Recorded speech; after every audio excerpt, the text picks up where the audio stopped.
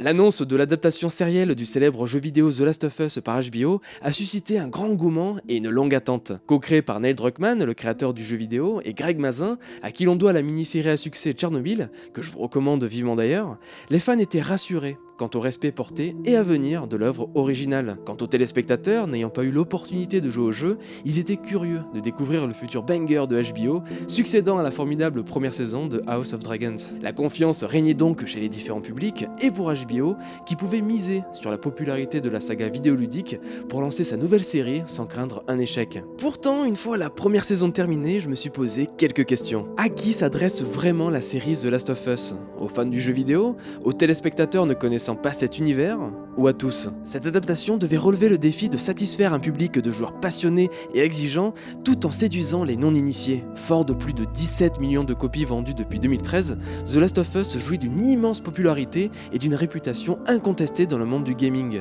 HBO avait la lourde tâche de trouver un équilibre délicat entre surprendre les fans et faire découvrir l'histoire à un nouveau public. La question est donc la suivante: HBO a-t-il réussi ce pari? Lorsque nous lisons un livre, notre imagination travaille pour visualiser les scènes et les personnages décrits dans l'histoire. Les descriptions stimulent notre imagination et nous créons des images mentales aussi visuellement intéressantes que celles d'un film. Cependant, lorsqu'un livre est adapté en film, le réalisateur doit faire des choix quant à la représentation visuelle de l'histoire et des personnages, et celle-ci peut différer de ce que les lecteurs ont imaginé, car chaque lecteur crée sa propre interprétation visuelle de l'histoire basée sur son imagination et ses expériences. Mais qu'en est-il lorsqu'un jeu vidéo, déjà largement inspiré du cinéma et acclamé pour son scénario, sa réalisation et son jeu d'acteur capturé par la motion capture, est adapté en live action? Le risque de redondance n'est-il pas inévitable? Bien que la série convienne parfaitement à ceux qui souhaitent découvrir The Last of Us sans avoir joué au jeu, elle peine à surprendre les joueurs dont je fais partie. Malgré quelques fulgurances où le lore de l'univers de The Last of Us s'élargit,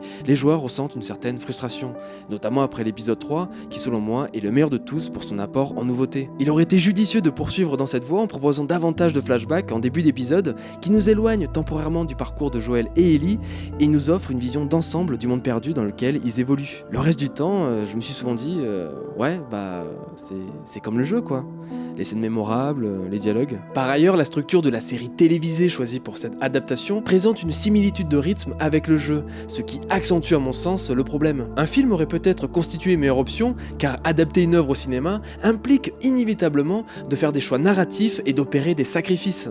Quels éléments conserver, quel aspect modifier ou supprimer? Des questions cruciales qui se posent lorsqu'on crée une adaptation. Un format cinématographique aurait contraint les créateurs à se concentrer sur l'essentiel de l'histoire, tout en repensant et en réinventant certains éléments pour les adapter au grand écran. Ce processus aurait pu engendrer une expérience plus originale et surprenante pour les fans du jeu, tout en offrant aux spectateurs novices une version condensée et accessible de l'univers de The Last of Us. Les choix de réalisation et de scénario auraient été davantage guidés par la nécessité de proposer quelque chose de différent et de marquant, renforçant ainsi l'impact de l'adaptation sur tous les spectateurs, qu'ils soient familiers ou non avec l'œuvre originale. La contrainte de la durée et la nécessité d'une structure narrative plus resserrée auraient pu encourager des choix audacieux et une prise de risque artistique, créant une œuvre plus distincte de son modèle et moins sujette à la comparaison systématique. Ici, la durée de la série permet principalement de recréer quasiment intégralement le jeu, à défaut d'approfondir d'autres personnages et de créer de véritables nouvelles histoires, comme l'épisode 3. Néanmoins, il serait injuste de dire que la série est un échec complet. Les décors ainsi que les maquillages des claqueurs sont remarquables,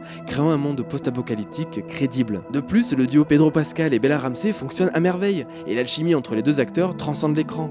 On constate un véritable hommage et respect de l'œuvre d'origine, mais peut-être un peu trop. La série The Last of Us souffre d'une comparaison incessante qui nous sort de l'immersion recherchée et nous ramène instinctivement à l'œuvre originelle.